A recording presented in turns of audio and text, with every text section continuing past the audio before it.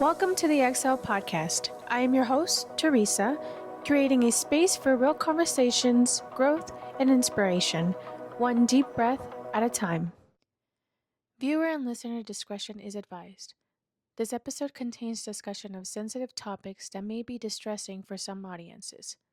Please take care while listening, and if these topics are triggering for you, we encourage you to prioritize your well-being. I'm super excited for you being on my podcast. I did want to ask you, why did you want to talk about your story? Yeah, I think it's something that I've come to the idea of. I'm pretty blunt and like open and honest about sharing my story, like on social media and stuff. And anytime I like have an opportunity to like talk about kind of my experiences, especially with like things a lot of people kind of relate to what they do now or their goals, like weight loss or going into like finishing school or anything. I think it's just they're not conversations that are always you find like lots of people to be able to share them with. Like you can have maybe like a couple of good friends or something to have those conversations with, but I'm always, I guess, a type of person who likes to just bring up, I guess, like maybe more serious topics, but just topics that kind of help kind of draw more intimacy and connection with people around you, especially because it's like there's a lot of maybe like difficult conversations or topics or even just things that are just very close to us that we don't often bring up with even, generally pretty good friends. And it feels like the more you find people that you share that with, like you just instantly start to connect with them more and find a lot to relate with them. And it makes you feel better knowing, okay, like other people are going through this. So like, again, having those kind of conversations feels like productive for like, myself to be able to share. And like people have told me before, oh, like you have a pretty good story and all. And it's important, especially for like being a Latino, being a man who was able to like go through the career path I'm in and like finish and still like kind of trying to build out my career. There's not a lot of voices that sound like me, I guess. And I feel like an opportunity like this, it feels just like a good way to get that ball rolling. And I've always told myself like, oh, I'll bring it up on my stories like, man, I gotta like start a podcast or like some long form media to share a lot of my thoughts. And I guess just a lot of that journey in general, because sometimes I'll underestimate how important it'll be or how much it really like touches people or it really like gets through the people. And sometimes I'll get reminded of that. Like people just say, hey, like I appreciate you sharing this and that. So I figure like seeing what you were gonna do about, growth and development with people, I'm like, oh, like that sounds like the exact kind of thing that I feel like is what I want to start doing. That's awesome. That's great. I like to hear that because, there's a lot of people, or there's a few people out there that are too afraid to really share their stories and actually come out and like be, I guess, intimate in their personal growth. So I really appreciate, you wanting to share your story. I guess share a little bit about you and who you are. Because, the audience or me, because I haven't had conversations with you. So I want to know a little bit about you and who you are and where you started. So, and every time I get that question, it feels like I always start in a different direction, a different way. No, yeah. But the way that always feels like the most direct is, especially recently, is like I've been born and raised like in Marietta, Mexican American. Both my parents are from San Luis, and the biggest thing for me right now is how I've been involved and grown in the area of like kind of like wellness, I guess, in general, like including having been a coach before, like an online coach. Right now I'm a dietitian, which is like kind of the main thing that I do now. And also just what I've been able to do with, like I brought up before, my parents' restaurant, like now jumping into that kind of position of like being an owner. And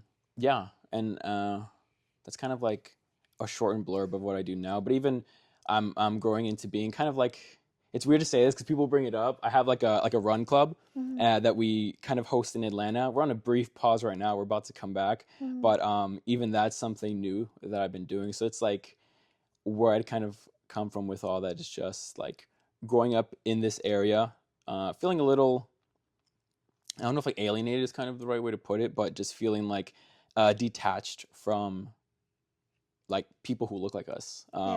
I grew up in like predominantly like kind of white school, and I think growing up in that environment kind of made me almost feel like I was looking around to see like what I can attach myself to as far as like a label, and it was never really something that I felt like was really me.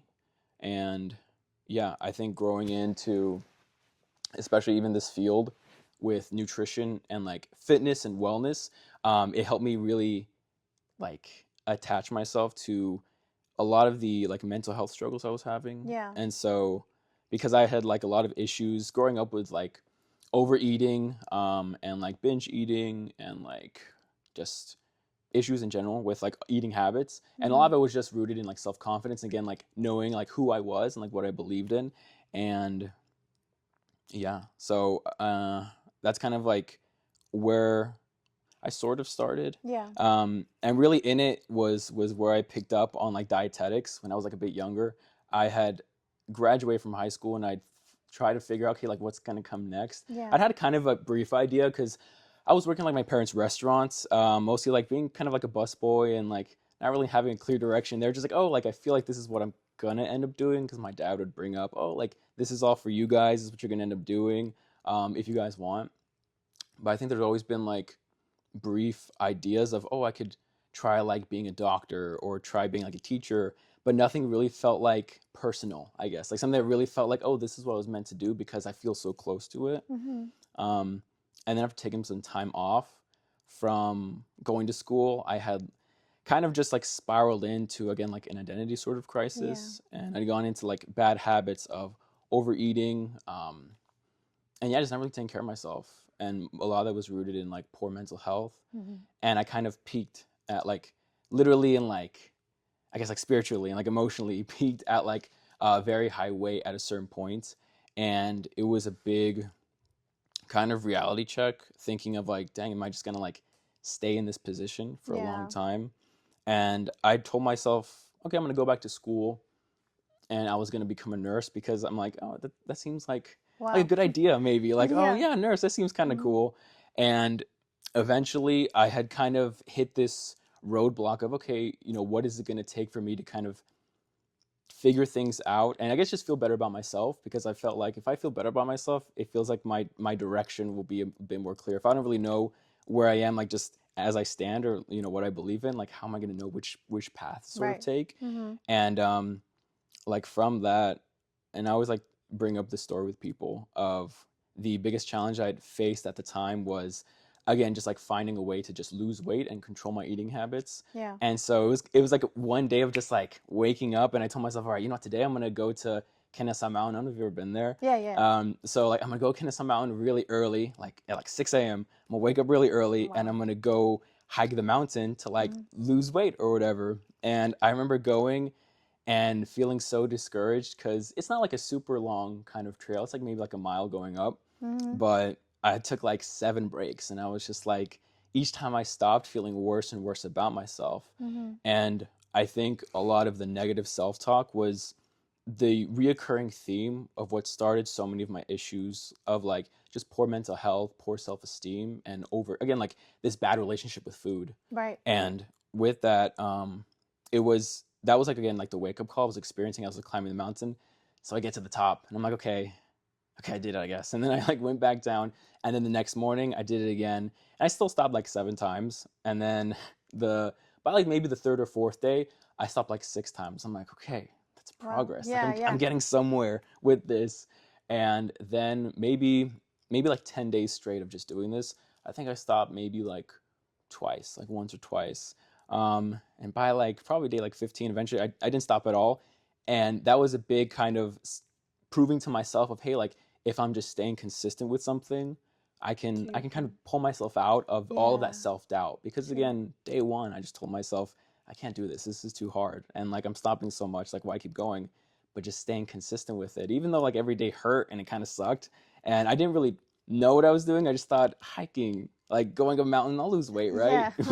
Yeah. But then, yeah, by that kind of 15th day, it kind of clicked to see, hey, like once you just stay consistent with something, whether you can like see it in the mirror, because I wasn't like, seeing the weight come off the next day. Right. I wasn't seeing like pounds come off on a scale like super significantly, but it was like a mental shift of, I can accomplish this thing. And, if I stay consistent, I can achieve something. And that was like not stopping going up the mountain. So then it turned into, what more can I do when I take off that kind of limiting belief in myself? And that was kind of like a good, like, metaphor, allegory, I don't know what it is, like a metaphor, I guess, to Yeah. like my journey through like even just schooling and deciding to switch career paths to dietetics, getting into like training and then becoming a coach, even like, following through with being a dietitian, because there were a few times where I thought, I don't know if I'm going to be able to finish, and then I did. And even now, like being able to, I did my first like marathon last year in Mexico City, which Wow. was, yeah, it was really dope. Yeah. And I was really proud of it. And again, like coming from a place where before, I remember getting like so emotional because it's like Mexico, and seeing all the people running, and it was like hard. It was tough. Just like pushing through it. I was training like I was kind of stupid, but like me and a friend, I decided, you know what, like I want to do my first marathon, and like why not Mexico City? I'm like, that feels like a very good way to just like kick things off with this. Mm-hmm. And then a friend of mine who's also in the run club, we were training. Most people take like minimum like 16 to 18 weeks, like minimum to train. We did it in like, I don't know, like 12 or 30. So it was like a bad idea. Wow. It was a bad idea. I wouldn't recommend it for anyone, but Yeah, no. we did it, and we trained it, and it was tough, and I Mhm. didn't quite get like the time I wanted, but I finished.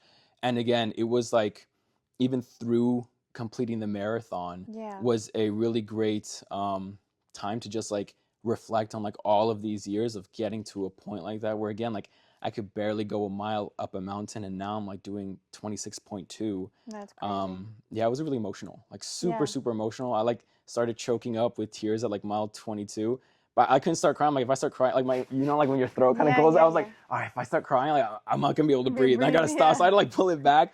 But even just like seeing like, other like Mexicans around me and cheering me on, and like it felt like just also, again, like being in the arms, and like hearing the words of like my people, like people who Right. make me feel like it's okay to like be myself, and like know where kind of I belong, and Mhm. remind me like where I come from, which is a big thing. That's awesome. Wow. Like you went from going to be a nurse and then now like going back to what you actually wanted to do. It's so crazy. It's inspiring to actually hear that because I've never ran a marathon. So like for you to do all of that, prompts to you. I tell everyone, I'm like, anyone and everyone, like at pretty much any stage of wherever they're at, like with fitness and all, Mhm. you could complete going 26.2 miles. It just depends on like how quick, like, you tell yourself you can do it, but like most people can like do it. It's just, but it is intimidating. Like it's also a Yeah, mental thing to get it over as sounds well. intimidating. I don't like running in general, Hmm. so I'm like, that's a lot Yeah. for me at least. But that's awesome. That's awesome that you got to that point and you actually accomplished it, because that's a big accomplishment. What does growth mean to you? I know that you talked about your growth in the things that you love, like when running the marathon and then actually losing weight and all this stuff. So what does growth mean to you? What's the definition Hmm. for you? Yeah. Um, it kind of just really feels like when I hear overall growth, it's just about not not staying in the same kind of loop. Mm-hmm. And I feel like it might be easy to just think like, if you're just like, instead of just saying, oh, like staying in place, Yeah. because you could be like at peace in place, and continue to grow. But I think it's like not feeling like in a loop. Mm-hmm. It is more so like you're just kind of breaking that kind of cycle of, you are no longer just repeating the same patterns Yeah. that aren't going to develop into building into anything, or really, finding ways in which you could just better yourself. Mm-hmm. Because again, like you can still be at peace, like being in one place, whether it's like in your career or like, in a relationship or something. Right. But it's when you notice that you're just repeating yourself like constantly, without any, I guess, like anything coming out of it, if that kind of makes sense. Yeah, yeah. Yeah. That's a good way to put it. I never thought about that. Everybody's answer has been different. Mm. So it's really cool seeing everybody's perspective on growth and what it means to them. And I never heard that one. So that was really good. So I know that you kind of briefly talked about your mentality or your mental health, basically Mm. your mental health and weight loss.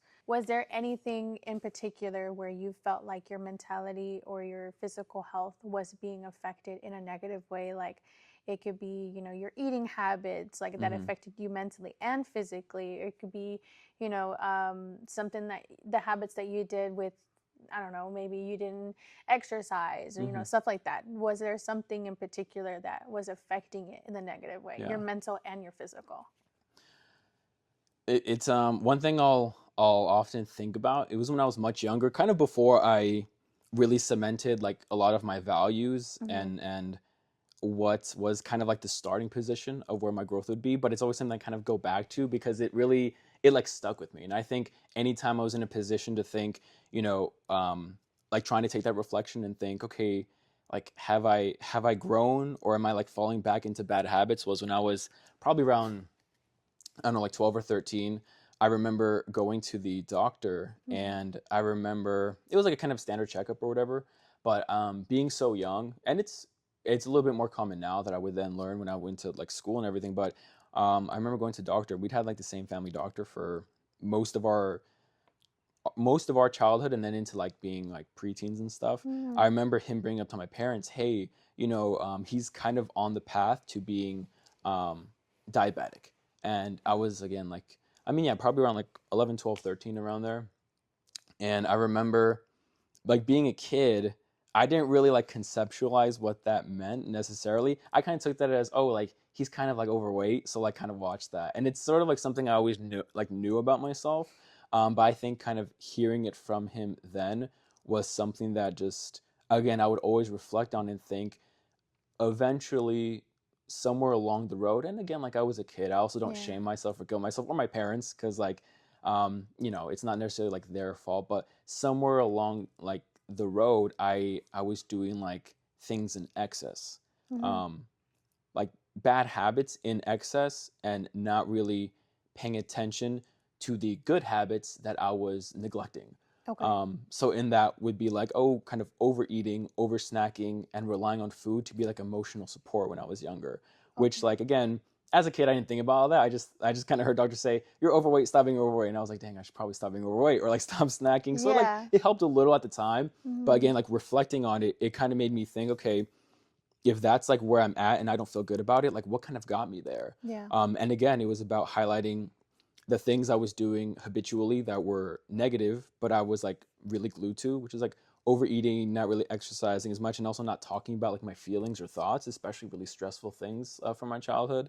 Um, Neglecting, well, not doing any of that, and then neglecting the things that would have helped me, like speaking about like kind of my feelings more, like where I was Yeah. at, being able to reach out to my parents a little more. um, like in general, like trying to surround myself with more friends and just being more generally positive, not kind of shutting myself in, gluing myself to the TV or a video game or something. um, yeah. And again, anytime I would kind of look at where I'm at any point in my life, especially when I'm like something just randomly strikes me as, oh, like it doesn't feel like I'm doing the thing that's like best for me, it always brings me back to that point and Yeah. reminds me that, hey, like it's not just that you're stuck here, or hey, now you have to feel bad because this is just what it is, this is how it is. It's like, no, like you can look back and reference like, okay, but what kind of got us here, to think, okay, if this is what I did, that like kind of like the bad that I did to get me in this direction position, how can I identify that, reflect on it, and like understand like, well, why did I do that? Right. As a kid, again, I was just thinking, oh, maybe I'm snacking a lot. But as a kid, now being older, I can now understand that. Well, it was hard. Like it was an emotional dependence on eating because I didn't have any other emotional outlets. Yeah. So again, like that was kind of a way that I always come back to understand like those routines and patterns that I practice now, and even things we might hear and think about that's like, oh, well, that's good for you. Even now, like I still will take some of those habits that in general people say are like good, but tell myself, okay, but like, is it like actually positively improving my life or making it more difficult? Like I Right. used to wake up like super early, like 5 or 5:30, be like, oh, I gotta go to the gym because like, wake up, rise and grind mindset type of thing, and Mm-hmm. which was like good and fine, but then I realized, I feel like I'm always more irritated all the time and like more angry, and then I was like, well, I'm not getting any sleep because I'm waking up so early, and again trying to justify this thing that, again, on paper is like, well, that's a good thing for you to do, but it's like, well, yeah, but now reassess and see like what it's caused. Yeah. So yeah, it all kind of has always come back from like that event when I was younger. No, that's crazy. So you're saying basically your mental health is important to stabilize or to kind of, yeah, I guess stabilize. It affects your physical health in a negative way. If your mind is negative, then your Yeah. physical is going to show more negative, right? Yeah, 100%. And like I love getting into this with like patients or clients in the past. I mean, or even now the ones that I work with, because it's like when I have either like a patient come in with like a certain goal. Right now I work like, it's like telehealth. So I work with a lot of patients through the company I work with. We get patients who are covered through their insurance. Mostly it's like Medicare type of thing. And I get to consult them with their nutrition, like on the phone. And it's usually like, they have like diabetes or heart disease, and I talk to them. But sometimes I'll get people who even just come in and say, hey, I want to lose weight or do this and that.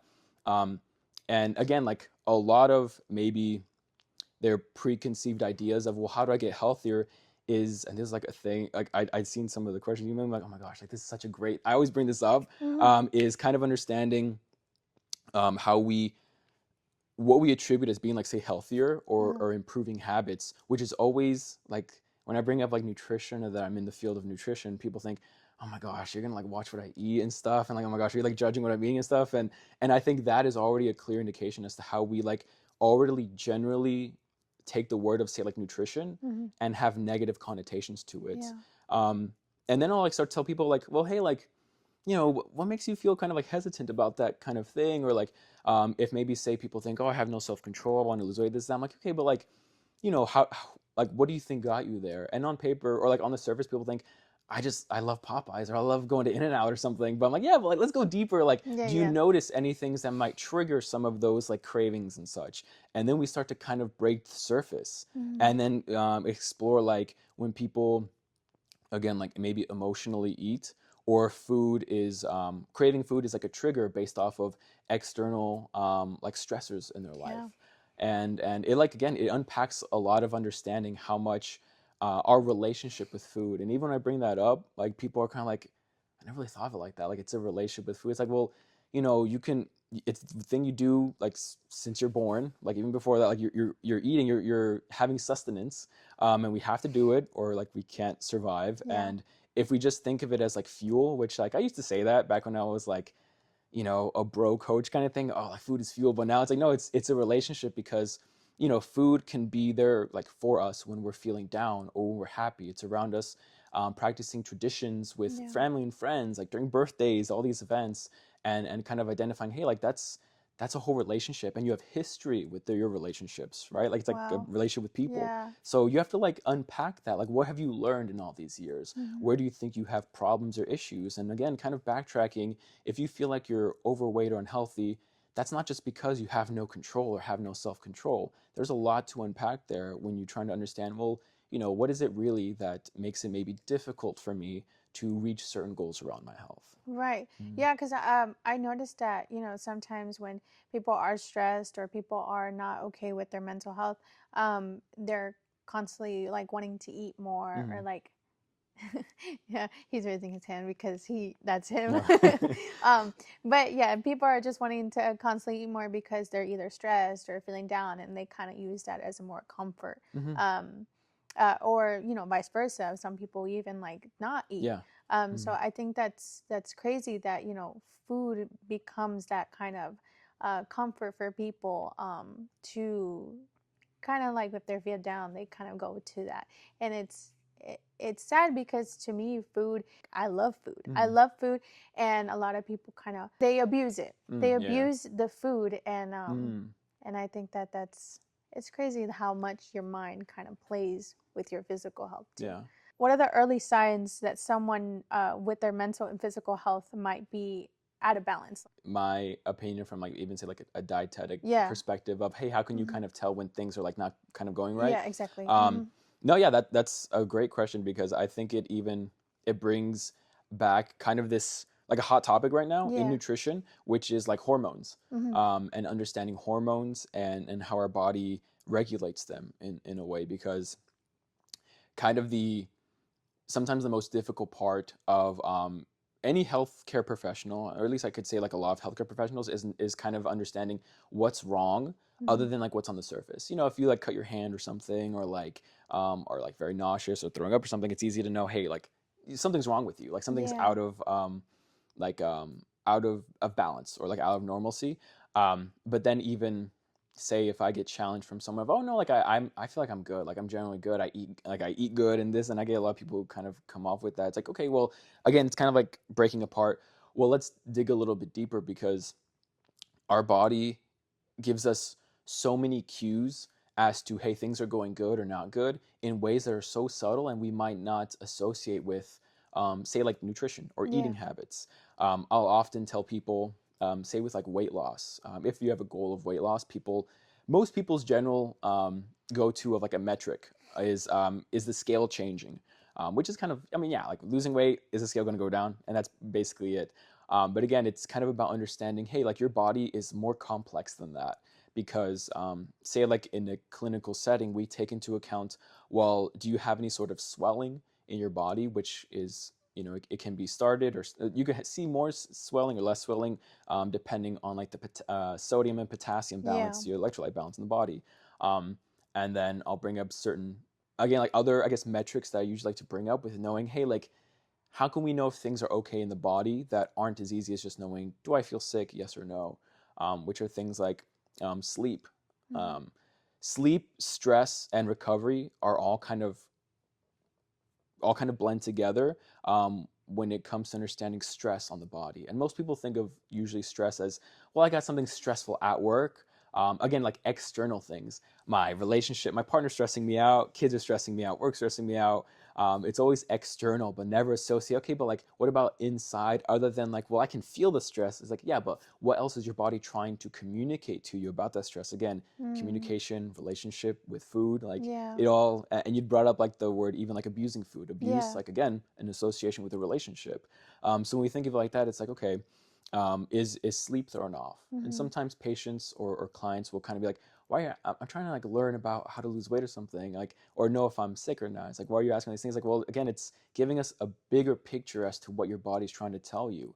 So is your sleep cycle thrown off? Because that also has to do with cortisol and how we regulate cortisol, which is the stress hormone in the body.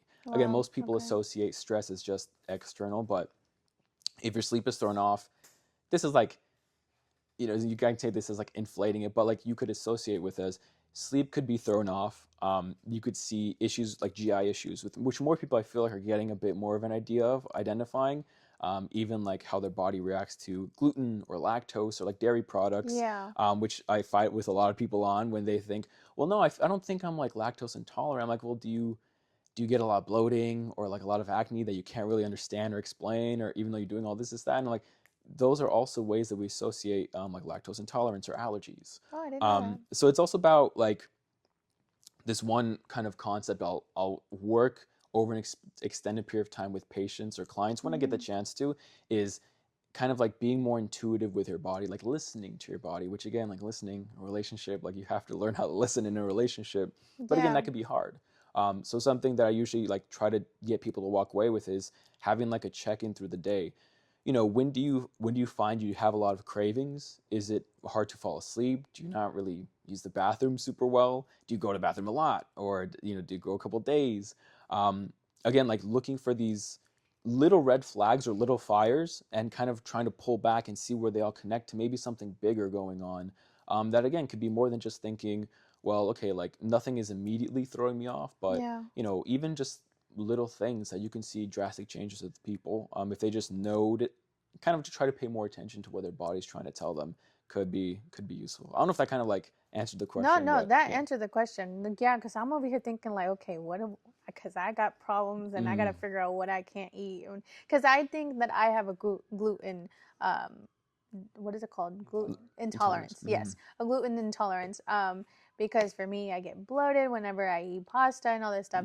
Mm, But anyways, we don't have to go into my my health. But yeah, so I definitely didn't think about, the things like having to really listen to your body and really pay attention to it.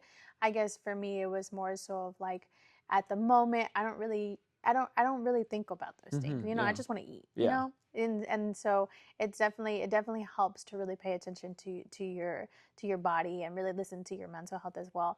And like you said, it's like a relationship, like listening to your Mm-hmm. body and see what it does. So I didn't think about that. So that's a really good way to put it. So I guess what are some small like daily habits that you think could straighten your mental and your physical health? Mm-hmm. Uh, this is a really good one because it can a lot of it's based around some of like what I touch. Some of it could be like pretty direct of like, oh, what are some just like go tos? Because some people like just give me like the cliff notes, like go tos, like try this. So some of that could be things that are simple as oh, like it feel is like oh, I hear that a lot, or it feels like that quote unquote makes sense. But things that can go just so be as simple really as just thinking okay, just having like check-ins throughout the day. Okay. One thing I always encourage like patients or clients I start with is just like first meeting, and sometimes they get irritated because they're like, I thought you were gonna like tell me like day one, like this is how we're gonna do it. But it's like, no, like you have to first do like a check-in, like be Yeah. aware of like, okay, like where am I at? Mm-hmm. I'm like speaking with a friend right now, like I'm helping them through, they like kind of got into running recently and just want a good sense of knowing, hey, like I want to just have good habits around my eating and around my training and stuff. And, what do I need to do? They're like, of course, like it'd be nice to maybe lose a few pounds, but I just want to generally like feel better. I'm okay. Well, first, what you gotta do is you gotta learn, like, you gotta learn about your body. And Yeah. she's kind of like, well, what does that mean? I'm like, have you ever noticed, why you get certain cravings through the day? Have you ever noticed, like, maybe why you know, may get headaches more or less frequently during certain times of the day? Do you feel pretty fatigued? Do you rely on caffeine? Like, drink a lot of coffee? So I think before like trying to do something off the bat, it's like, hey, like do like a little inventory, like see what you got going for yourself. Okay. Because I think that can also people can underestimate how much they're already doing.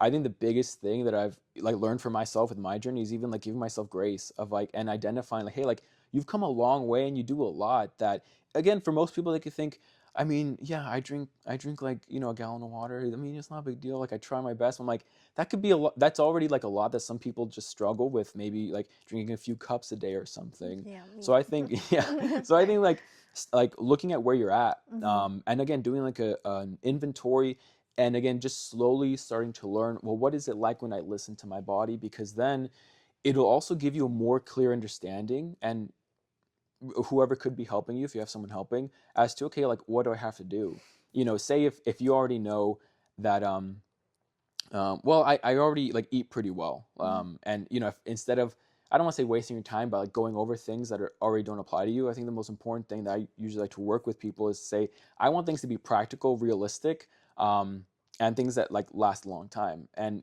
cutting out the extra fluff of things you don't need to do. Right. And again, you can't really do that without seeing how's your body responding to the way you're eating through the week. Maybe you skip meals so you snack a lot late at night, and maybe you don't think about well maybe if I actually like sat down and had like a quote unquote like normal 3 meals a day or something, maybe that could already start to help me see progress. So I mean, I think the first thing, kind of to answer your question, is just do like an inventory of saying, well, where am I at? And again, like throughout the day or even through like a week, what is my body trying to tell me like I probably need to pay attention to most? Right. Um, like things like keeping a food diary, which doesn't have to be like get a notebook and like dear diary like type of thing, but like Mm-hmm. just being pretty aware of like maybe how many times you eat a day, what types of foods do you eat, in general, like things that I like to bring up to people are just things to be pretty simple. So I kind of, if I can remember all of them, I do like a give me five thing of like, there are really five like main food groups and points that I bring up with people. It's like, hey, if I never talk to you again, if you follow like these five things with how you're eating, just because like that being my background and all, it's Yeah. like these are where if like mostly like 90% of people did it, you would generally just be a healthier person. It's not to say you're gonna like lose weight, you're gonna be able to run a marathon or do all these crazy things, but like, you're just already gonna be generally healthy, which is Yeah. just like eat more fiber, like more fruits or vegetables, which is like the kind of go-tos when we think about fiber. Eat protein on your plate. So it's like make sure you kind of have these five groups through the day. I don't want to say every meal because that could be overwhelming. Yeah. But like eat protein through in your meals. Healthy sorts of fats coming mostly from like plants, like oils, avocado, things like that. And then okay, again, let me see if I can remember them. Okay. Eat. eat like plenty of carbs and like mostly like complex carbohydrates, so just things like whole grains, and things that you like. Don't like force yourself to like eat any of it. And the fifth one, I always get stuck on the fifth one, but I think the fifth one is mostly building good consistency around how it is you're eating. Because even say when people try to diet or try like one new like water fast or something kind of crazy or radical, they might kind of again try to see results really quickly and fast, but you have to make it all consistent. Right. So I think it's mostly about like, hey, if you want to try something, make a habit of it and make sure it's realistic for you to do and complete. And again, if you're not doing an inventory of yourself beforehand, how are you going to know things are working or not working? You know, if you Right. just kind of pick something up because you read it somewhere and then you try it for like 3 or 4 days and you're like, well, I don't feel anything. It's like, I mean, you're not real. It's not always that you don't feel something, but things could be going on in the body, or your body could be communicating with you that things are or aren't working in ways that are more than just like, this didn't do the thing it said it was supposed to, like help me lose weight or help me like gain a bunch of muscle or something like Yeah. that. And those habits, do you usually like see a difference at like the next day, or do you see it over time? I think it can be, people could be really surprised Yeah. with what short kind of like quick changes that can happen. Say with like a really big one I always bring up people is even say just like fiber. A lot of people, especially when I share things about like training or something, people assume like I might talk about like protein or something like that, which like I do a lot because it's important. But like if I can only give one person one piece of, hey, like what's the most important thing everyone in the world could do, is like eat enough fiber. Because Yeah. it's been so connected with preventing all sorts of like heart diseases, metabolic diseases.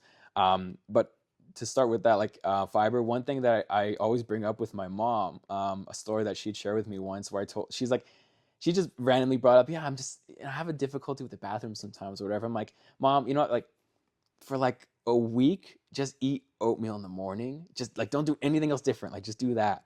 And like by day two, I remember she told me, she's like, I have so much more energy and like I can go to the bathroom so much easier. I notice like less Wow. puffiness in my face. All these things in just like 2 days, That's with crazy. realistically just getting like a little bit more fiber. Mm-hmm. It's a whole grain. I'm not saying like to everyone like, hey, like go eat oatmeal. I Go mean, you eat. should eat oatmeal. Like oatmeal is good for you, but Yeah. you can see quick adjustments or changes like that maybe might not be like flashy. Like, oh, I just dropped like 5 pounds in 2 days or something. But things that over time can make a huge difference. And again, just how you're feeling. Like, everyone, you feel good when you use the restroom and like it's good. Like, it was like a good experience. Yeah. So even little things like that, but especially like long term, again, looking at say that kind of example, including more fiber in like your day in general long term, again, like the lasting effects it'll have on improving your health or preventing diseases. Mm-hmm. Yeah, like you can still experience both, just depending on the person and how the body takes it. But again, it's kind of about growing your sense of awareness. Like, Yeah. well, how I know is it good for me if I don't like understand how my body's like trying to give me signals or tell me these things. Right. Oh, that's interesting, because I guess for me, I don't really pay attention to my body very much. So like I never really thought of all the things that you really have to think about or really look for in order to really see what type of food you need to be eating or what types of food you're Yeah. not supposed to be eating. So that is something that I'm going to be keeping in mind. And also, like, just Yeah. real quick, like, we're also not even ever taught that, like, when we Yeah, think, we're not. the example I always, like, I'll give this all the time, but it's, like, so easy to, like, follow along with is, like, if I was going to sell you something and I Mm-hmm. was like, okay, it's going to be $5 and you give me $10 bill, without thinking, right away, I'm getting $5 back because it's simple math, but it's Yeah. ingrained in us so easy, we don't have to think about it.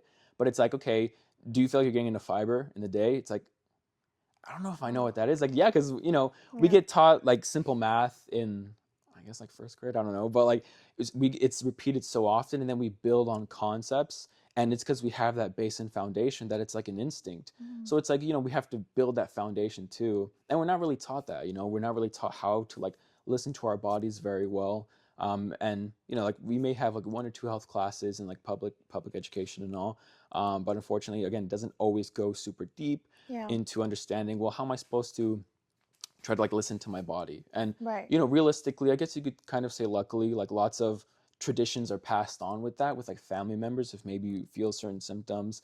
And some of it is like, you know, taken with a grain of salt. Some of it's kind of like, you know, mocked or something. But again, like starting somewhere is always good. Yeah, so it's not like, for most people when I bring a lot of these things up, they're like, I never thought about any of this stuff. It's like, yeah, because like we never We're really not taught have it. places or spaces to be encouraged to think about that stuff, you know? Exactly. The Yeah. only thing I remember from the doctor, like when they kind of like talked about it a little bit, was the pyramid. Hmm. I always remember that pyramid. Yeah, the food pyramid I thing. don't remember what was on it, but I remember the Yeah. pyramid. So that's the only thing that I remember that I was taught Yeah. about it.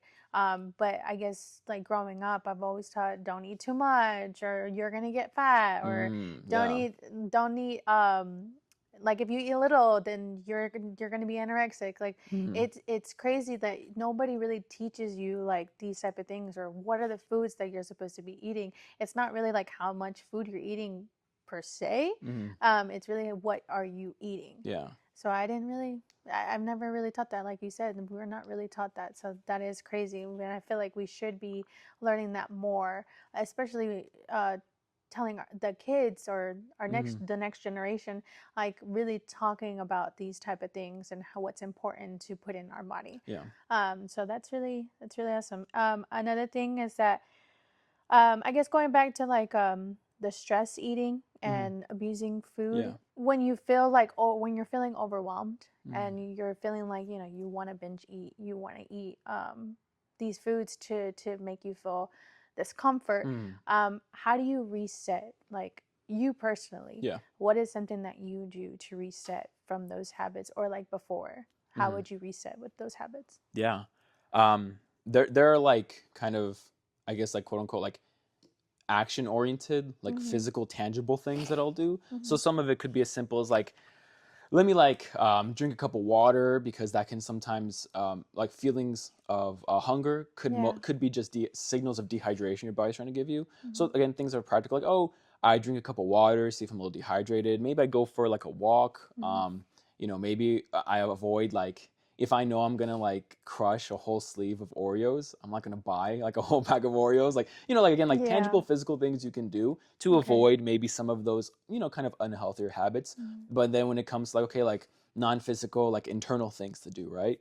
You know, personally, it might just come down to, and this is kind of the hard part, because it opens up a larger conversation of like mental health. And I think like personally, like within like Latino community, like even the perspective mis, mis misconception Mm-hmm. about like mental health, Uh-huh. because this kind of goes back to thinking, okay, you know, why am I, you know, say having these cravings? Why am I, say, quote unquote, like, I don't want to say failing, but like, why am I not, you know, reaching the goals that I've set with myself, or maybe falling backwards or going into old habits?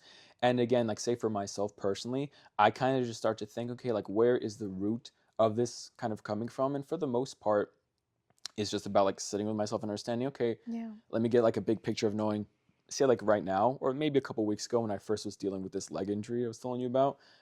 Like at the time I would notice that I was feeling just kind of very frustrated from it, and upset that I couldn't really run. I couldn't really like, you know, train in the gym as I was before, and I was just in a lot of pain. So I would just like reach for like food to again like kind of consume and just fill something in for something that I wasn't like able to like get out. So Yeah. it's kind of like, if you can't let things out, sometimes you reach for something to put in. And again, there's like layers to that in and of Crazy. itself. But I think a lot of it will come down to just, again, like being able to reflect on saying, okay, you know, what is it that might be causing me to say like crave these foods, or maybe like binge a little. And sometimes it could be just kind of like healthy, because I also believe in not really holding like a restricted mindset around eating, because it's kind of like when we think about like dieting, or trying to eat better. Mm-hmm. Um, Something earlier that we kind of touched on was like, you know, try not to eat too like in excess. Don't eat too much junk food. Don't. And something that I bring up with patients and clients is avoiding like the mindset of like taking away, or like saying no to yourself, because um, I mean, in a healthy way, of course, but like because we always associate again, like just eating better or like dieting, quote unquote, whatever, as taking things away. It's like, well, think about what you can add. Right. Like, think of instead of thinking I can't eat this, I can't eat this. It's like, yeah, but like think of what you can eat. Like, think of what you can eat more of. What you can eat more of like more fruits, more vegetables, whole grains, things like that. So I think sometimes when I face those challenges of maybe like stopping myself from binge eating or overeating, I do try to kind of think of it as, well, maybe something simple, like maybe instead of having like a whole pint of ice cream, I can get like a lower calorie version or like a dairy free version or something that won't like upset my stomach so much Yeah. or something, or just like watch the portion I serve myself. So something Mm. again like tangible and physical I can do, or just stop and think, hey, am I mostly just reaching for that because I'm avoiding something else that I should like deal with or handle, like stress management, and like reaching out to like friends or family or like a therapist. Like back when I used to do therapy, it was super useful to like bring some of those things up. And that was also like a big catalyst for me to first learn how to identify some of these things because, the schooling taught me, hey, you can stress eat and all. So then like with my own personal journey, I had to know, okay, so like how do I know when I'm stressed, or how can I like acknowledge my stress? And like therapy would be a big thing that helped me with that, or like journaling were Right. big things. Yeah. So I think those are like, kind of some good ways to find outlets or like kind of like problem solving with Yeah. it. That is again more than just like a physical thing you do. Like again, like go for a walk, avoid the food in general or something. Oh, interesting. Yeah, because for me, I know that that is something that I never really, I never, I guess I keep saying the same thing, but I never really thought about. Um, and that's very interesting that you say, because I guess it's something that a lot of people do struggle. Mm. Me personally, I struggle with that. So I don't really like pay attention to it. So I know that you did mention, how food kind of impacts your energy, your Mm. mood, and your mental. I guess we can kind of go back to that. Well, what are the foods that really like bring down the mood, your energy, or your mental? Mm-hmm. What are the specific foods that you think, on the top of your head, Mm-hmm. that can bring those down? Maybe like foods that we just associate as being bad can Okay. kind of be a good place to sort of start with it Uh huh. because it's sort of like when I bring up maybe say a particular diet, Yeah. like say like a ketogenic diet, a keto diet, which was really popular. I mean, I guess it still kind of is, but say like the association with tied with certain eating habits because like say like in and with that, a keto diet is basically trying to consume as few carbohydrates as possible in order to, and replacing it with mostly eating high fat, high protein foods. Yeah. And the theory is you get to lose weight and this and that. Yeah. But again, I think when we tie ourselves to a particular, diet or stigma with eating patterns, we're almost like creating like the problems in our own head because then eventually, again, there's no like one perfect diet for a person. Like it doesn't exist, and like it'd be nice if like there's one way that we know is good for everyone on the planet, but all Yeah. bodies are so different. So again, it's almost like we then start to create more problems for ourselves when we start to build up maybe like demonizing certain foods or ingredients, which Mm. I do see like quite frequently because unfortunately there's so much misinformation like online and everything. So I guess I wouldn't really necessarily say there's any like particular foods that like jump out at me, Uh-huh. but maybe it is like certain eating patterns that don't, I would say maybe like already don't off the bat make you feel good. And Okay. again, sometimes it's hard to know, well, like if you don't really notice a pattern, it's like, well, yeah, like off the bat, if you think eating, like say if someone's like, well, eating like burgers and fries like every day, like I feel like they taste good and it feel good. It's like, okay, well let's pick that apart. It's like, do you does that necessarily feel good like in that moment? Mm-hmm. And then do you start to see other issues cropping up? Like you think again, like I'm not really good with my goals in the gym. Mm-hmm. Maybe like I'm having issues with like my gut or acne or sleep and things like, well, like again so it's not really associating things like fast food as bad food, but knowing like, well, what's the result of you Okay. having those habits or having those eating patterns be so consistent? Say like a ketogenic diet, again, it's like, it could help with like weight loss, this and that, but it's like, and a lot of people will say their sleep is really thrown off, they get like brain fog, or they just have like they're very irritable because the body does need like carbohydrates to function properly. So part of it is, how do you um, create like almost like these rules in your head around certain foods, Mm-hmm. and then the other part is, noticing, does a certain pattern or way of eating make you more stressed out or make it more difficult for you to just, be more content with your eating habits? Yeah. Again, like when you limit yourself to a diet or a label of a diet, you're already off the bat. When I bring up diet or say the word, people think, oh, so I have to eat a certain diet. Diet is just the way that you eat. It's not like associated with, oh, having to eat a certain way. The word is like, no, that's just how you're eating.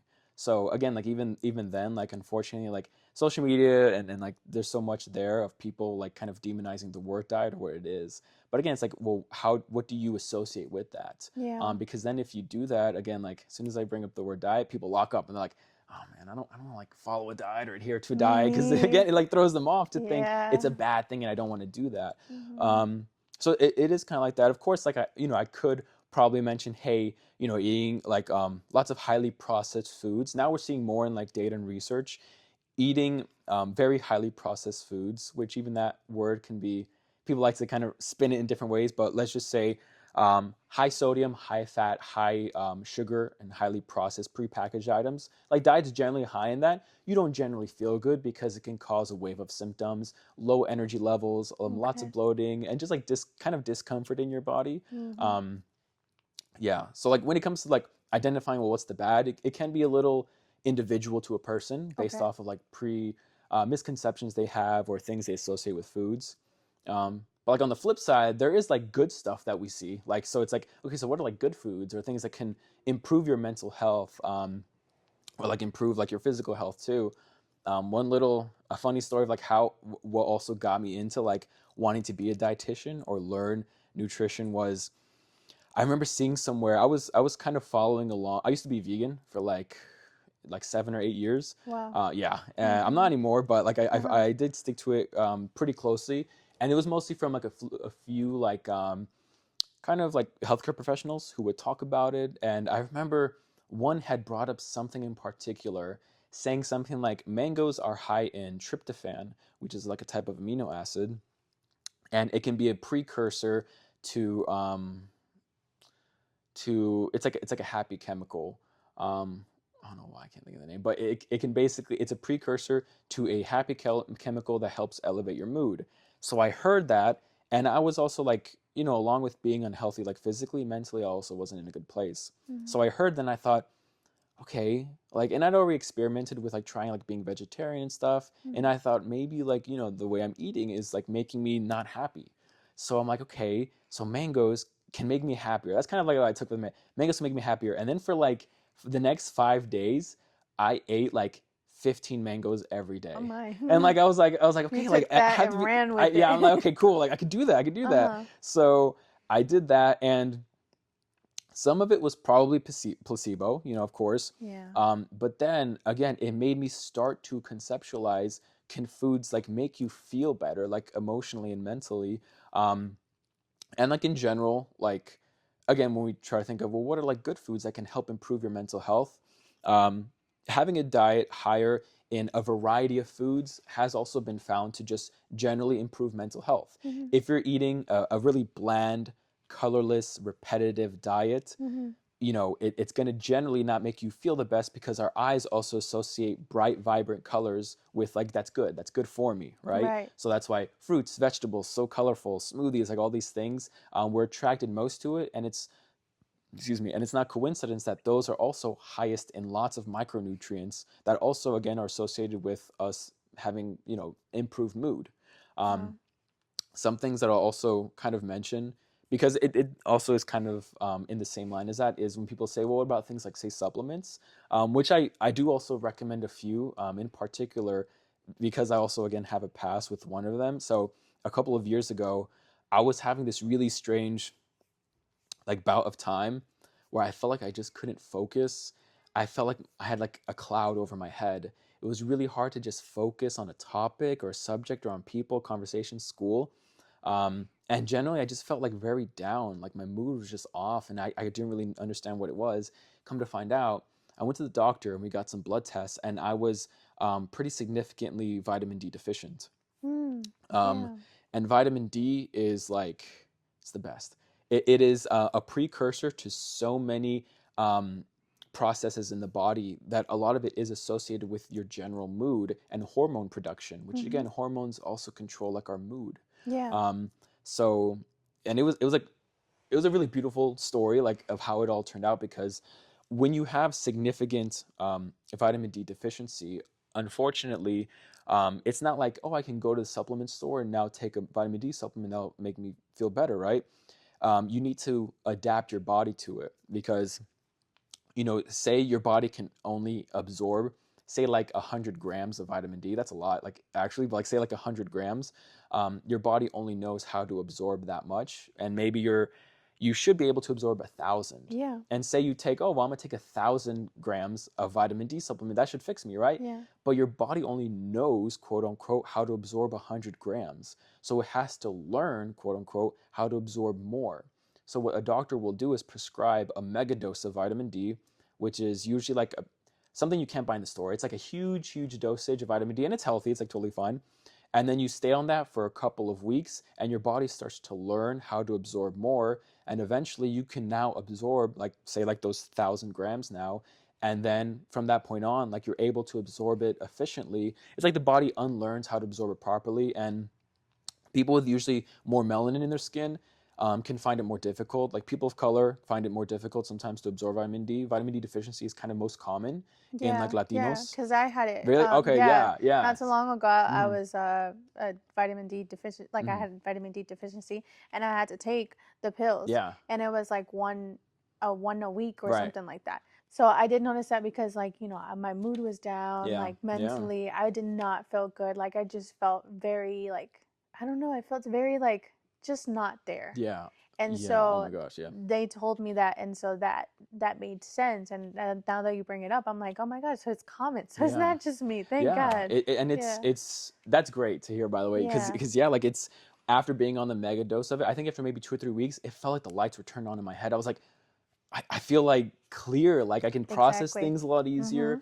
And unfortunately, lots of people don't know. It is very common now for vitamin D Yeah. deficiency to be a thing, Mhm. because in general, we don't really see it in our food. Say like 100 years ago, maybe like, 100, 200 years ago, we would see it more in our food, Mhm. technically, like say our produce, because it was in dirt. But now, like because our dirt can be so, like turnover of our dirt can be just so highly processed, Yeah. we don't see it as often, or we just Yeah. clean our produce so much more thoroughly that we don't get it in it as much. Wait, Um, so dirt is good to have? yeah, dirt will like have lots of like nutrients in it. Uh-huh. So like you might hear sometimes, hey, like wash your produce, but like you don't have to like.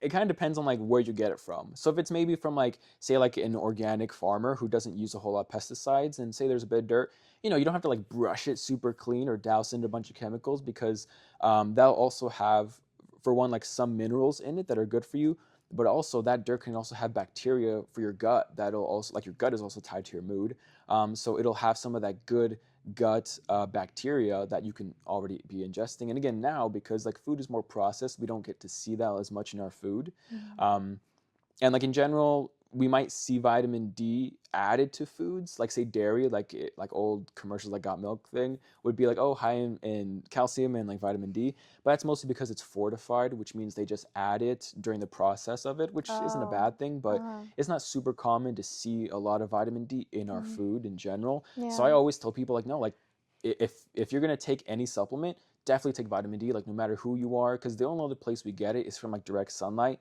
But I mean, say especially like now, it's raining, it's winter. Depending on where you live in the country too, maybe you don't generally get a lot of it. Maybe you're inside for work, you don't get to see the sun as much. So yeah, that's definitely one that when it comes like trying to see, hey, like what's gonna make me like happier, almost like on paper for most people, like you can definitely take a vitamin D supplement. Like I'd be pretty confident that you'll probably feel better, because even if it's not like a direct link to like your mood or some of those changes in your brain it does, Yeah. again, it also helps support other processes in your body, like improve calcium absorption. So it's kind of like it's a precursor, and it assists with lots of other mechanisms in the body, and Okay. with aiding in the absorption of other sorts of nutrients too. Wow, that's interesting. Because I mean, all I knew is that I was low on my vitamin D. And so Mm. I thought the first thing that I thought was like, I got to get more sun. And I'm Yeah. like, oh, maybe I'm not absorbing the sun enough, or because I generally I don't like to go outside that much, but it's sad. But yes, is there any like nutrition myths that you've encountered? Yeah. Oh my gosh. A lot. Um, there's I think they're like maybe some of the big ones. I kind of touched on like the carbs thing. Yeah, Carbs are kind of generally sort of demonized in, yeah, I guess, for most people. It's improved a bit over the last couple of years, but I think it may mostly kind of come down to maybe like a misunderstanding of even like say carbs, because even like when I sort of say that, like people might say, oh, like bread, like don't eat bread, and it's kind of like, well, I mean, it's like a little bit more than that, but there's like the myth of like carbs are bad for you. yeah. I've You heard that. shouldn't be eating so much. And really, like a lot of that really comes down to just understanding, well, what are carbs, Mm-hmm. which like super small crash course. Carbohydrates are the main macronutrient that make up calories. Calories is like energy that we consume. It's basically just heat we produce. Mm-hmm. So calories is broken up into three macronutrients: protein, carbs, and fat. Mm-hmm. And carbs being the one that we most abundantly need in our diet. So we need Yeah. most of our diet to be made up of it in general. It's the only fuel source our brain can rely on. Mm-hmm. We can eat like fat and protein, lots of it, but none of it will be the best optimal fuel for our brains to be fed because it needs sugar. And like people also like, carbohydrates are all generally just like sugar. It all gets broken down into sugar. Wow. Our body can utilize different types of sugar in different ways. Um, but yeah, there usually people have a misconception with associating carbohydrates with junk food, which it's sort of like, I don't want to say by happenstance, but most junk food might have a lot of sugar in general. But it's not to say, well, sugar is the thing that's bad for you. Well, it could just be consuming those foods in excess could be bad for you, or not having a good balance of also protein and fats in your diet could also produce issues like, say, diabetes. So that's like kind of one really big one I'll see Yeah. often. Um, I think maybe what I see now is the idea of like weight loss being calories in and calories out, or like being like a calorie deficit. I've kind of like talked to a lot of patients and or like clients in the past about that with, okay, so in order to lose weight, you just need to eat less, which like on paper is like, when we kind of like try to understand the math, is like, I mean, technically like the math does say that, but again, there's like all these other factors to kind of bring up. Yeah. Weight loss or like trying to lose weight isn't just you have to eat less, or just like not eat as much food, because again, it's kind of understanding, how calories are involved overall in food. If I like say gave you, you were going to eat 500 calories in a day, which you need way more than that. Don't just eat 500, but Yeah. like 500 calories a day. And you wanted to break it up to think, okay, well, how can I make that like most like practical for me? 500 calories of strawberries is like maybe like, oh my gosh, maybe like 10 cups of strawberries, which you can't eat that in one sitting or something. But Mm-mm. like 500 calories of say like oil is like maybe like 3 tablespoons. So, but it's not always that simple to think, oh, so if I just eat, you know, all of those strawberries, like I should be fine because I could eat that throughout the day, and I'll just have 500 calories. And most people think, oh, well, that's should be healthy for me to eat a lot less calories. But again, there's like other, not issues, but things to consider, like your Yeah. mood, how much you move your body through the day. Are you also hydrating? Is your sleep affected? Are you also like training in the gym? Um, yeah, like those are kind of some pretty big ones. Um, yeah, That's I feel like I can counter quite a few, but like, yeah, yeah. those are some pretty big ones. I've heard that it's not that good to kind of consume a lot of carbs because it can make you gain weight, and don't eat bread, don't eat Hmm. pasta, stuff like that. Don't eat too much rice. Yeah. And so for me that was like always like kind of like a scare every Yeah. time like I would hear that, or every time like I would go to eat pasta. I'm like, I can't eat too much because then I'm gonna gain weight, Hmm. or because I really love pasta. So it's like it's those things that I do hear a lot, which is crazy because then I hear other things or other people say like carbs are good for you, Hmm. like it's something that you actually need in your body. So like I've heard those myths and going back and forth. Yeah. So it's crazy that you mentioned that one. Going off of that topic, kind of how do you find the balance to enjoy, you know, Mm. enjoy the foods that you still want to eat, Yeah. but at the same time still trying to prioritize your health? Yeah. That's a really great question. Yeah, because it really touches in on. something that has been popularized the last few years in like the space of nutrition and dietetics Yeah. is like intuitive eating, which you might have like heard of before, Mm-hmm. like, oh, like eating intuitively, Yeah. which is basically just kind of like it's really kind of having learned a lot of this process of what we talked about is like listening to your body and what it's kind of telling you. And sometimes it can be things that it can be complicated, but when we kind of trust our body in that way, it allows us to feel like more comfortable with eating the way we like. Yeah. I mean, generally, I try to tell people to follow, eat. There's like a way that it's put that I really like is like eat what you love, but add what you need.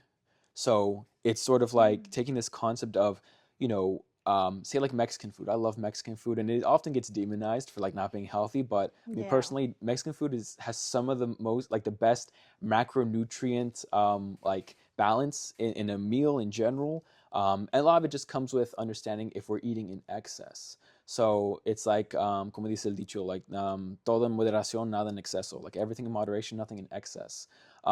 So really like kind of practicing that of just being sure you're eating what you do enjoy, but just having a pretty healthy like stepping back and looking at your overall eating habits. So oftentimes people will think, well, okay, so how long do I have to eat like this in order to like reach this goal? And then like I can go back to how I used to eat. I'm like, well, don't you want to have something that's sustainable? And I think that's like the most important thing of like how do I eat what I like, Yeah. but while still reaching my goals and still not feeling kind of guilty as well. And a lot of it comes down to, is it something that's sustainable for you?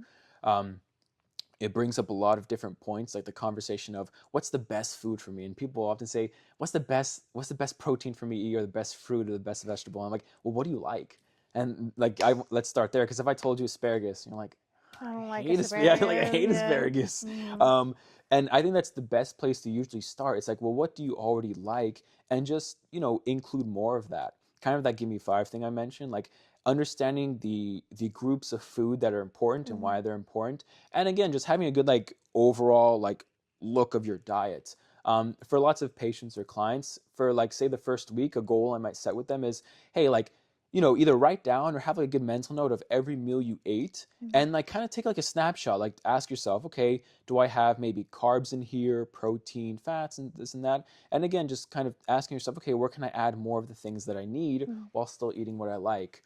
A great example that I'll give to patients who see like a Mexican diet, like standard Mexican diet, like in the mornings, and like maybe like your mom could be making like adding like lots of oil or butter, and like te dan like huevos a la mexicana, and I'll give like this example because I have patients who will eat like this, like a lo mejor they might eat like huevos a la mexicana, or like maybe say just like scrambled eggs, like just plain, lots of butter, lots of oil, and they have maybe like 6 or 7 or 8 tortillas, their coffee with like a bunch of sugar in it, and they might have like maybe like some refried beans, con manteca, and maybe like a little bit of rice or something and some cheese. So like, oh, I can't eat this anymore. Like, it's not good for me. Like, okay, well, let's slow down. Like, let's kind of look at that and review what is it that we need. We need good sources of protein. So the eggs have protein. That's good. We need to have color. Let's have some color in there. So maybe instead of, that's kind of why I backtracked, instead of maybe just plain scrambled eggs, huevos a la mexicana. You add some like chile, some tomato, some onion. That's vegetables you're adding in. Have some color in there. Instead of maybe having 6, 7, or 8 tortillas, like pulling back, maybe having like 3 or 4, and just adding a bit more of just like whole beans, like frijoles de olla, instead of maybe refried, just because it has less fat. Yeah. Your body can then digest it, take more energy to digest them whole, instead of like when they're ya están molidos. Yeah. You're going to get more fiber and feel more satiated, because now you're getting more of the whole beans instead of like the lard or like butter, kind of adding in more extra calories there, because you're still getting flavor from it. It's just a different preparation method. Exactly. Instead of like your coffee with like, and I see like customers at the restaurant doing it, they'll add like a whole bunch of sugar. I'm like, yo, like how do you even taste anything except the sugar? Maybe using like sugar alternatives or substitutes, artificial sweeteners. And people always get on me about that, like aspartame or like xylitol or sorbitol. Like isn't that stuff bad for you? It's not bad for you. It's like the science is definitely, the vast majority of science says not like artificial sweeteners are definitely bad for you in the grand scheme of things. Do I want you to drink like a soda with actual teaspoons of sugar in it, or something with something that mimics the flavor of it and no calories, no sugar. It's like the alternative. And again, like say in this example, coffee, maybe having like jugo de naranja, like just some fresh squeezed orange juice or something. You're getting vitamins of that. You're getting a bit of sugar, but you're getting in fiber, fats, and protein to offset it in that meal. Mm-hmm. And again, like taking little steps toward it, like little things and changes in order to like make it all sustainable. Yeah. And again, some of that comes down to just learning some of those basics, like the foundation. But luckily, there's a lot of resources out there. There's a lot of people who share a lot of those fundamental things. You know, trusting like dietitians is usually what I go for because we're like this is our life. This is what we do. We try to help people understand this balance and how to make it all practical and realistic Exactly. Yeah. instead of just thinking like crash diets or something, making it all sustainable, because that's what's going to help it be something you don't have to think you start and stop through the year, like, oh, right before summer hits, like, oh, I got to start on it. It's like, no, like you can just make these little adjustments so they're all parts of habits and not just things you jump in and out of. Kind of comparing to how I put it earlier, like a race thing. It's, well, running, it's not a race, it's a marathon. If you're trying to go from point A to point B as fast as you can, you know, you could do it, but you're going to get tired really fast, or you could crash and fall and hurt yourself. Exactly. You need it to be sustainable because you have to make it through the long haul. Yeah. So just take your time with it. And it'll make it a lot easier too. So you don't just think day 1 to day 2, I changed everything in my diet, I ate completely different. It's not going to last. For most people, that kind of thing doesn't last, and they eventually fall into bad habits again. It's unhealthy mentally, because then you got to like constantly be thinking about, okay, I gotta be on a diet now because you know summer is coming, or I gotta wear a bathing suit, or you know, stuff like that. So I think that is important, and it's very unhealthy to be going back and forth. And I kind of like, I think I felt like I diverged from the question a little, but it kind of goes into say even like, oh, how do I make it all work so I'm still like eating what I like without feeling like the pressure of being able to stick to my goals. Because then this friend who I'm helping also brought up like, oh, what about like cheat meals and like cheat days, which is also kind of popular. And again, if say we talked about this relationship with food thing, cheating, it's like, do you want to cheat on your relationship? Like, you know what I mean? So it's a way to take away pressure, because then sometimes that can also build a new bad habit. If maybe say through the week, you know, people sometimes say, oh, I ate good all week, and then the weekend I ate bad. It's like, no, like try to rip away from thinking like certain days are good or bad. They're just days. A meal is just a meal. When people think, man, I've been like eating good and I had, you know, I went to have a burger and fries or pizza and I feel bad. It's like, hey, like, excuse me, in the grand scheme of things, it takes time for your body to adapt, like we talked about. Like, you're not going to see changes like right away. So say like, you know, for five days or something, you're eating good, quote unquote. Say you're eating consistently with good habits, and say, you know, on Friday you happen to like have a few slices of pizza, your body the next day is not going to radically think, oh, let's add all those pounds back or like reverse everything at all. Your body will kind of not really significantly notice a difference with say like one meal or something every once in a while. It takes a long time I gave this example to someone. If say like a patient's come to me and said, oh, in the last 2 years, I've gained, you know, 20 pounds.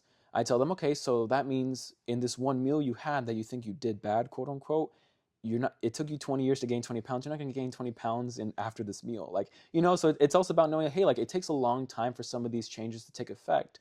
So again, that's also why the idea of habit kind of comes back to it all.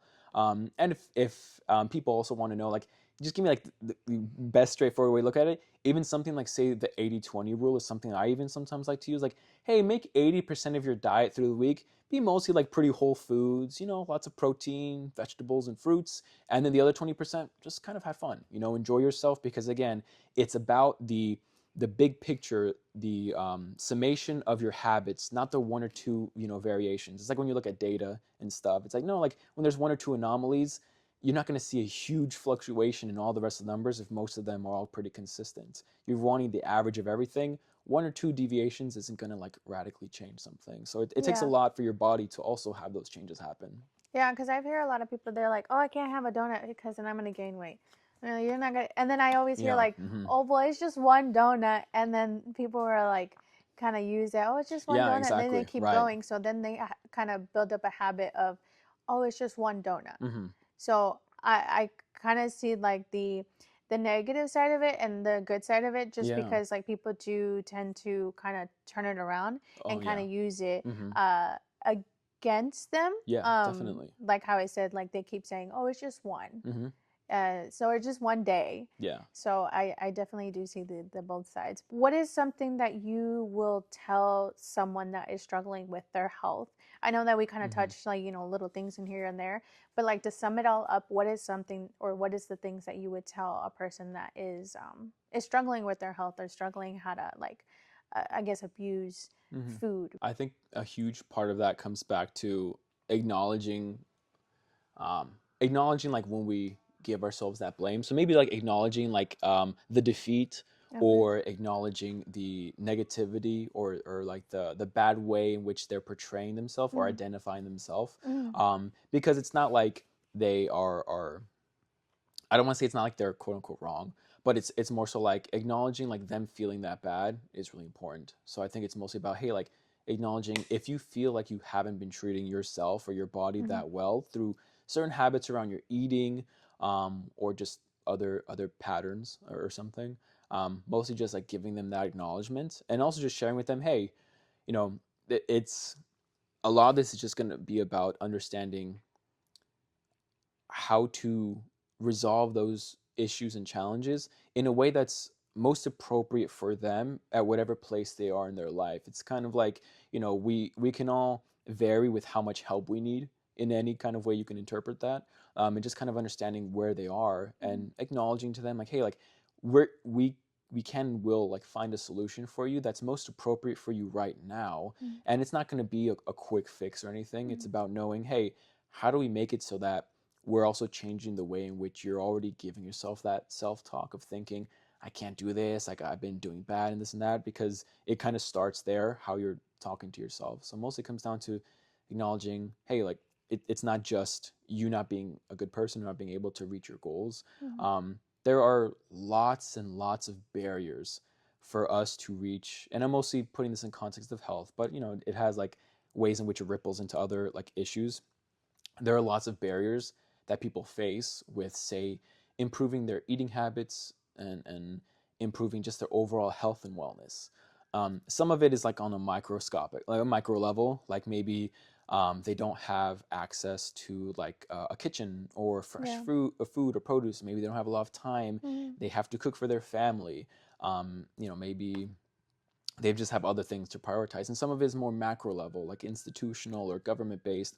Maybe they're in sort of like food, I don't want to say food deserts, we don't like to use that anymore because mm, deserts implies it's like natural, mm, sort of, but maybe they are just don't have access to food. Like food accessibility is a huge issue as well, or even just like knowledge accessibility, like a lot of kind of what I touched on, like most people don't know how to like listen to their body or understand what is my exactly. Yeah. body telling me something's not right or something's wrong. Mm-hmm. So a lot of it just comes down to being able to share and provide that information, or just find a place to be able to learn it and understand what's going on with me, um, and individualizing, hey, like what is it that you need specifically in order to reach that. Finding a dietitian could be helpful, or just finding some source of like guidance or education Mm-hmm. could be a great way to do that, because we see that with anything else. If we're not good at something, find someone who can mentor you, guide you, educate you, help you, hold you accountable. Right. Yeah, so I think a lot of it starts with knowing what that self-talk is, and then understanding that there is something that will work for you wherever you're at specifically. It doesn't mean you can quickly resolve all your problems and Yeah. everything, but it does mean that you can still progress and make improvements that can last, so you don't fall into that bad self-talk or bad habits that make you already feel bad about yourself.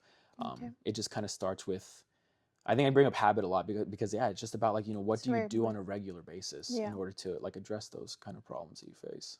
Oh, perfect. Yeah. So, is there any other question that you want to add, or anything else that you want to add into this conversation? No, I mean, I think it's I think when it comes to like growth and self development, or even say just like wellness and health or Mm-hmm. nutrition, it does already like off the bat sometimes get a bad rap for being just very difficult to understand, and that's mostly Yeah. because different sources, like mostly I guess you could say social media, or sometimes word of mouth, or people in our life can sometimes kind of misconstrue, or miseducate us on certain things. So I think it's really important to be sure you find someone who can really click with understanding where you're coming from, and what your goals particularly are. There's some people who can maybe hear what I'm talking about around health or eating habits and disagree or think like, no, that's not the way. But again, a lot of that comes down to, what kind of what grabs your attention, like what kind of helps match with like the way you think or like to approach a lot of these topics or issues. So I think a lot of it, yeah, just mostly comes down to that. And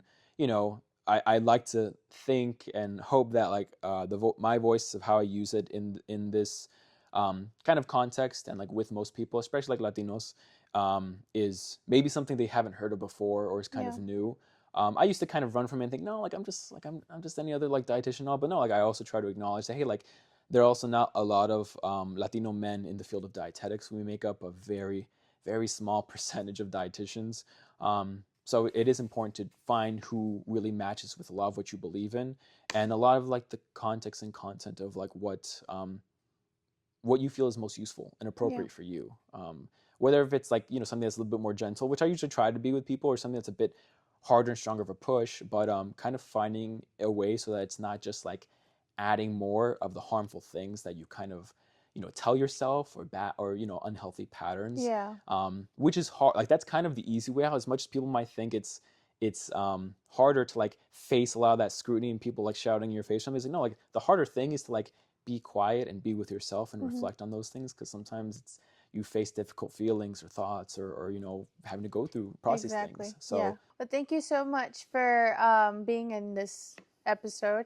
I really appreciate you educating me and hopefully educating the audience. Hopefully somebody out there, actually uses this and kind of uses it for their lifestyle or their for themselves. But yeah, I really appreciate you coming onto my podcast. I hope you felt comfortable and you were able to open up with what you know. No, I appreciate being able to have the conversation and yeah, being invited. Like it was cool. It was good. Yeah, we talked a lot of things that I always like to bring up and acknowledge when it comes to, well, like growth and like wellness and like nutrition, how all that's like tied together. Perfect. Well, thank you so much. Yeah.